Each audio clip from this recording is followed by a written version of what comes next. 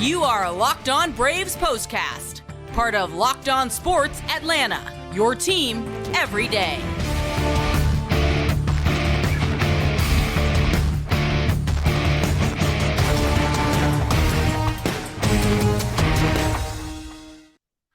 And hello and welcome into the Locked On Sports Atlanta Braves postcast. Grant McAuley and Jake Mastroianni with you after what was a very busy day for the Braves up in the Big Apple as they split a doubleheader with the New York Mets after what was a very rainy weekend. The Braves were able to hang on for a 9-8 victory in Game 1. Couldn't quite find the comeback in a 5-3 loss in Game 2. And it was, as I mentioned, very eventful. We're going to get into all of that right here on the Braves postcast. As always, make sure you are subscribed right here on YouTube to Locked On Sports Atlanta. Make sure you hit the bell so you get notified every time we drop a new episode. And make sure you subscribe to Locked On Braves wherever you get your podcasts as well. Well, Jake, it's been a little while, a lot longer than I think we planned to go between postcasts, but we got 2 games for the price of 1, or I don't really know what they charged at Citi Field to get in, but we have 2 baseball games in today. One of them worked out for the Braves. The other one, they came up a bit short.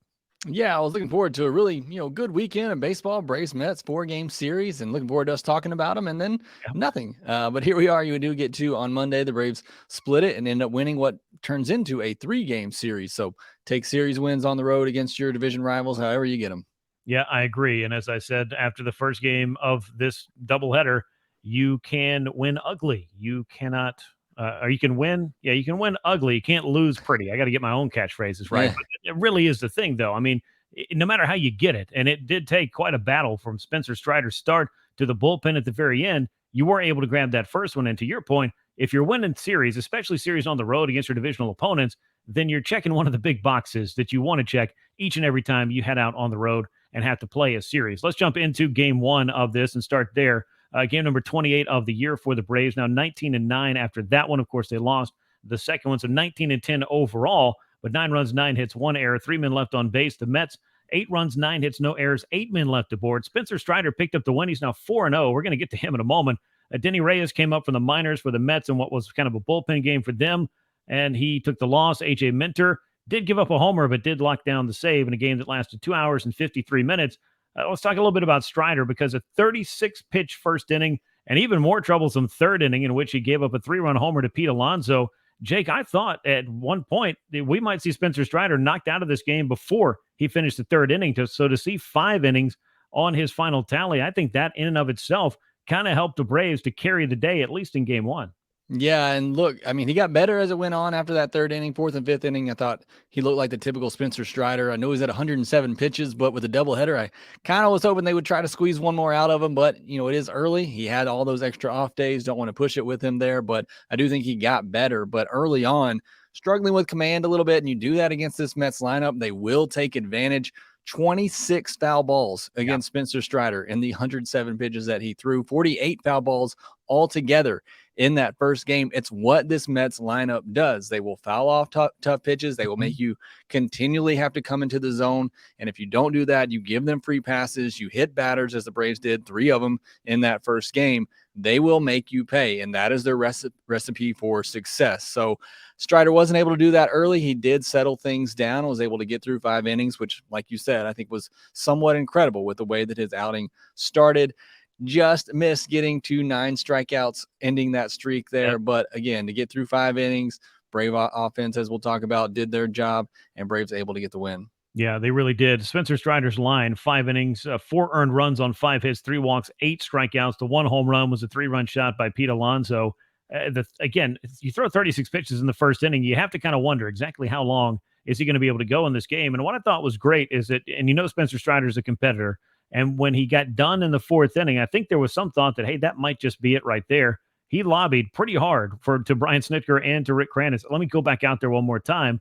And he was able to go out and get himself just like he got a quiet 4th. He was able to get a quiet 5th as well. And I do think that matters, especially on a day when you're lined up to throw 18 innings. You're going to have to get that out of your staff. And even if the bullpen has had, as I mentioned, basically 3 days off because Max Fried was the only man who pitched for the Braves on Friday in the 5-inning win over the Mets, and you were able to get the bullpen some rest. I think that, and I don't know that if this was your point or not, but I'd be interested to hear your thoughts on it. But Spencer getting pushed back a couple of extra days, I think starting pitchers, as much or more than any player in baseball, they're kind of creatures of habit. So the extra couple of days, I don't know if you've had the necessary recovery time, but then you have to kind of sit and wait. if that might factor in just a little bit in terms of knocking off the rust in something like a 36 pitch first inning, I guess is my point. Yeah, starting pitchers, all baseball players, they are built into routine. You're pitching every fifth day. You're position player, you're out there pretty much every day, and you know where you're hitting for the most part. So to have those extra days off when I'm sure he was geared up, getting ready to go on Saturday, and then you got to sit on that and wait. Again, it was one of my bigger concerns that I talked about on the podcast is, will he be a little bit rusty with the extra days of rest, which again, you can't do against this Mets lineup, or they will absolutely eat you alive and run up that pitch count as we saw them do. But again, huge credit to him, as we talked about, getting in that fifth inning. And I thought that fifth inning was his best one of the day. So a lot of credit there to Spencer Strider for hanging in there. Yeah, most efficient inning by far. The bullpen coming after him for Dylan Lee and Colin McHugh, really tough inning and a third combined between them. You mentioned the hit batsman, 2 of them by McHugh. That really helped spark a Mets rally in a game that kind of seemed like, for at least a moment, it might be slipping away from the Braves and through the fingers of the bullpen again. But then you had Jesse Chavez come in, restore order. Nick Anderson looked great, so nice to see him bouncing back. And A.J. Minter, he did make a mistake, did give up a solo homer, but fortunately, he had a 2-run lead to work with in the 9th inning. I thought he looked better overall with how he was attacking some of these Mets hitters. But, every once in a while, you'll run into a solo home run. I guess, in my point, more than anything with Minter was, did he become that attacking strikeout type pitcher that he has been in the past? And I just felt like maybe this was a little bit of a step in the right direction for him. We know Raisel Iglesias could be back sooner than later, so that's also a good thing for the Braves. But, seeing AJ get some big leverage outs for the Braves is going to be important throughout the course of 162. So it'll be good to see him bounce back from what was a very forgettable homestand. No two ways about it. Now, memorable, not forgettable, memorable day for Sean Murphy. How about 2 3-run homers, career high 6 runs batted in? I mean, this is a guy that with 8 home runs on the year now, Jake, leads all major league catchers in home runs. He is really starting to put up these kind of season that lets you believe, or makes you believe, this wasn't just a defense first kind of guy. The Braves felt like they were going to have some offensive upside here. And thus far, he is showing that this may indeed be a breakout type year all around for Sean. Yeah, and the power, that he's displaying. A lot of extra base hits in the stretch that he's got going on and making them count in game 1. 2 home runs, but 2 3-run homers. Absolutely huge, and every bit of it needed in this one. He has been great. We know the work that he does behind the plate, but as you mentioned, just the offensive potential there. I know you've talked about it a lot, getting him out of that stadium in Oakland and seeing, him having more success in more hitter-friendly ballparks. And I think we're beginning to see some of that and the offensive potential that he has, and doing it while Travis d'Arnaud is out and having to rely on him a lot, because when he hasn't been catching lately, he's been in that DH spot because his bat has been so good. Nobody's remembering those first couple games of the year when everybody was questioning the trade for Sean Murphy. He has been absolutely incredible for the Braves, the top OPS guy on the team right now, just ahead of Ronald Acuna Jr. So great stuff for Sean Murphy. Just continues to get it done. Again, the power, the extra base hits, driving in runs. It's been really fun to watch. Yeah, 6 home runs in the month of April, most in any month in his career. And all he did was start the month of May, very first day, with 2 home runs. Who knows? Maybe he's going to just keep this thing going and hit half a dozen homers a month. I don't think the Braves would mind at all about that. That would end him up in some pretty good company, some pretty rare air as far as catchers are concerned. But putting that aside, you brought up Ronald Acuna Jr. He was a big story in game 1. Unfortunately, he was also an unfortunate story in game 2 as well. 3 for 5 with a home run into the 3rd deck at Citi Field. They said it was under 450 feet. I'm going to make them break out the tape measure one of these days and actually physically measure some of these things just so I know that I'm getting an accurate reading. But that aside, tape measure a home run, 3 runs scored, looked great. I don't want to jump too far into game 2, but we saw you didn't have to get far into the game before hit by a pitch. The very first batter, Ronald had to leave that game. X-rays negative. Braves calling it a contusion for right now in that left shoulder. He is going to fly with the team to Miami, so not going back to Atlanta. That at least is, I think, a good sign between the negative X-rays, but he did go to a local hospital, and we'll see what exactly the update is on Ronald when the team rolls into Miami. So again, a great game for him. Amazing start to the season for him. This hopefully is just an injury that maybe he just didn't have enough time in the moment to kind of, get it loose again and stay in that game. Yeah, I think that's certainly part of it. It's also, he's played every game. And again, he's coming off that injury, a couple of years ago now, but had to battle through that last year. It's also maybe just a good time to get him some rest, let that heal up and not push it. Because, he's been in there every day and the Braves need him in there every day. And he's get on because hit by pitch, but he still got on base to lead off a game once again, which he has done a lot this season. But that first game, 3 hits, a triple short of the cycle, a home run that still hasn't landed. I mean, the guy is just incredible. I feel like we say it every episode now, and hopefully he gets back in the lineup and we can continue saying it every postcast. But you can't miss it when he comes up to the plate. I mean, you got to run to the TV and watch Ronald Acuna Jr. hit. He's that exciting of a player right now. Yeah, he is. He's reached base in 18 of the Braves' 29 games in the first inning and has an on-base percentage in the first well over 600. So I would say if you get on base at that clip, you're going to be doing some good things for your team. But hopefully he's able to recover, have this time, get down to Miami, and the Braves can make a decision on what his status will be heading into game 1 of that 3-game series. But we got much more to talk about here on this edition of the Braves Postcast, including a whole second game. But I need to let you know that this episode of the Braves Postcast is sponsored by BetterHelp. If you're thinking of starting therapy, give BetterHelp a try. It's entirely online, convenient, flexible, and suited to fit your schedule. Fill out a brief questionnaire and get matched with a licensed therapist. You can also change therapists at any time for no additional charge. Find more balance with BetterHelp. Visit BetterHelp.com/LockedOnMLB today to get 10% off your first month. That's BetterHelp, HELP.com/LockedOnMLB. Now, we do have another game to talk about, and the Braves were in a position to sweep a doubleheader and sweep a truncated 3-game series against the Mets, but it just did not work out on this day. Unfortunately, even though they got a big hit to take a lead, Charlie Morton seemed like he was, I think, in control until he wasn't, as the Braves lost 5-3 in game 2, 3 runs, 6 hits, an error, and 6 men left aboard. The Mets, meanwhile, improving to 15-13 on the year, 5 runs, 9 hits, no errors, 7 men left on. Let's talk about Charlie Morton here. Pitched into the 6th inning. Things were going pretty well for him, but a couple of walks that proved to be pretty costly because they sparked a rally for the Mets after Charlie was out of the game.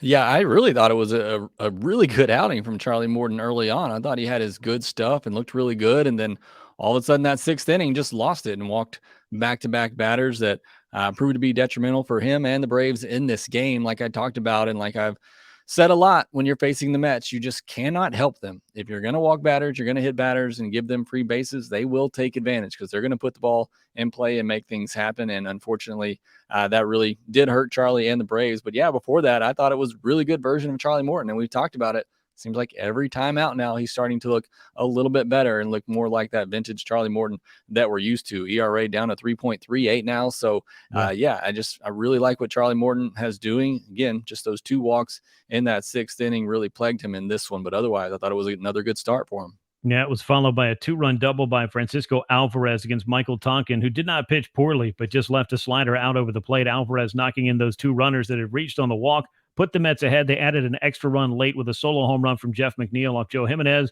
Drew Smith picks up the win in relief. He's 2-1. Charlie Morton drops to 3-3. And David Robertson, a 2-inning save, his 6th of the year. Game lasted 2 hours, 32 minutes. The crowd for the second game, 27,603 on hand to see it.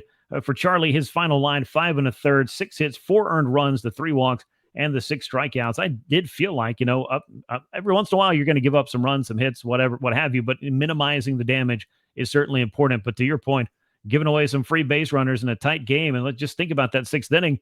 Eddie Rosario had just cleared the bases and given the Braves a 3-2 lead. So I know that's got to be frustrating for Charlie and for the Braves to see a couple of walks turn into a go-ahead rally for the Mets to allow them to avoid a sweep in the series. Yeah, and again, I don't want it to overshadow the big moment by Eddie Rosario because that was a big hit by him, a big send by Washington at third, sending Murphy to score, your catcher from first base, and a really close play that got overturned and actually went the Braves' way. Look at that. Maybe things are going to change this year with the replay system for the Braves, but huge hit by Eddie Rosario, who we talked about, really starting to get going here lately. So glad that he was able to have that moment, but unfortunately it was followed by a big moment by the Mets with 2 outs as well. But yeah, don't want to overshadow what Eddie Rosario has done lately and that big hit he had in that game. Really the only offense. It was the only offense the Braves had in that game, unfortunately. Yeah, unfortunately. Eddie Rosario, though, has really looked great. He brought a 5-game hitting streak into the doubleheader. He walked in game 1, but the hit streak ended. Then he came up with this big 3-run double in game 2. I feel like, whether it's quality of at bats, hard hit, whatever it is, Eddie Rosario is showing you those signs that it seems like he's starting to put some things together. That should give the Braves some more clarity now with Michael Harris back in the picture in center field. Having Eddie available, left field, DH. Clearly, Sean Murphy's going to DH. We saw that in game 2. Chadwick Tromp got the start behind the plate. I thought Chadwick looked pretty good in this game as well, and I think there's a case to be made for hanging on to a third catcher, even when Travis d'Arnaud comes back, because you can ease Travis back in. You can use him at DH. You can use Sean Murphy at DH. You just have a lot more options. But having Eddie Rosario in that mix, swinging it from the left side, I think that's a big plus for the Braves to see him hitting the way he has been on the homestand and here in this Mets series. Yeah, and look, I don't want to get into it, but another game where Marcell Ozuna doesn't play, and Murphy in the DH spot again, and Rosario continuing to get at bats, whether it's in left field or in the DH spot. I think a lot of that speaks to the fact that Rosario does seem to be making progress right now and just looks like the better option at the plate at the moment. And so I think you're going to continue to see him get those at bats as long as he continues to get hits and continues to show improvement at the plate. I think Rosario is the best option, whether it's in left field or DH. And again, we talked about the other day, getting at bats against lefties as well. Yeah, and you can't help but wonder in this game. I know we talked about Ronald Acuna and the unfortunate hit by pitch in the first inning, leaving the game, but you can't help but wonder what would that 9 innings have played out like with Ronald Acuna Jr. able to get 3, 4, maybe more plate appearances. How would that have affected the Braves offense? That's a big piece to lose. Hopefully it's something that's very short term, and maybe just the rest of that game was going to be it. Again, the x-rays were negative taken at the ballpark. The Braves are calling it a shoulder contusion, and he will travel with the club to Miami, but he has been checked out at a local hospital. So we'll see what kind of other tests they were able to run and what kind of other info we'll have on Ronald Acuna Jr. in advance of the Miami Marlins series, which is going to be happening beginning on Tuesday night down at Lone Depot Park. I want to tell you, though, about our other sponsor. That, of course, is eBay Motors. And eBay Motors tells you that a championship team is about each player being a perfect fit, and it's the same with your vehicle. So for parts that fit, head to eBay Motors and look for that green check. Stay in the game with eBay Guaranteed Fit, ebaymotors.com. Let's ride. eBay Guaranteed Fit, only available to U.S. customers, eligible items only, and exclusions apply. Let's talk a little bit about game number 1 of a 3-game series against the Miami Marlins. That's going to be coming your way on Tuesday night. It's going to be right-hander Bryce Elder on the mound against Sandy Alcantara. That will be a rematch of the most recent series in which the Braves hosted the Marlins at Truist Park. You get Sandy Alcantara twice in under a week, Jake. I don't know what the Braves have done to get such great luck, but he looked pretty good last time until they kind of got to him in the middle innings. Meanwhile, Bryce Elder gave up 3 home runs to the Marlins, a team that he had thrown well against in 2022. Should be interesting to see how exactly this one plays out. Yeah, should be fun again. I mean, look, anytime you face Sandy Alcantara, you know it's going to be a battle, but I thought the Braves battled pretty well against him last time when we were finally able to get to him. Hopefully that's the case again this time around. Hopefully Ronald Acuna Jr. is back. You know he loves facing the Marlins, so hopefully he is back for that series, and hopefully he's back on Tuesday. And then Bryce Elder, I know Michael Soroka had struggled over the weekend, Jared Schuster as well, and perhaps one of them gets a start on Friday, but a lot of people are asking, who's going to take that 5th spot? What does Bryce Elder have to do for Michael Soroka to jump him? I think he's been great, and I want to see him just continue to do what he's been doing. Even some of the quote-unquote bad starts that he had, I think he's been really solid for the Braves, and I think that'll continue. Again, had a lot of success against the Marlins last year, but a team that knows him very, very well. So it'll be a tough one for the Braves, obviously, traveling from New York down to Miami for a quick turnaround here tomorrow night, but another opportunity to get another winning streak going. Yeah, and at least I think serviceable would be what you could call Bryce Elder just about every time he's been out there. Really better than that for the most part. I'm always interested in when a starting pitcher faces the same lineup in a short turnaround and back-to-back starts, but that's true of both of these guys. So how will that factor in?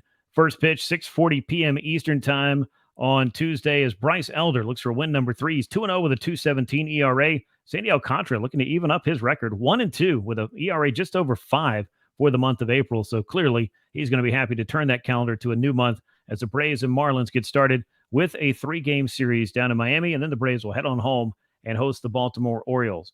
Well, that'll wrap things up here on the Braves Postcast, part of Locked On Sports Atlanta. Make sure you're subscribed on YouTube. Hit the bell to get notified. While you're here, go ahead, hit that like button if you like what you've seen. Leave a comment, tell a friend, all those good things to help the show grow. And make sure you're subscribed to Locked On Braves, wherever you get your podcast. You'll get every episode of the Postcast all season long and all the great stuff Jake has for you throughout the year.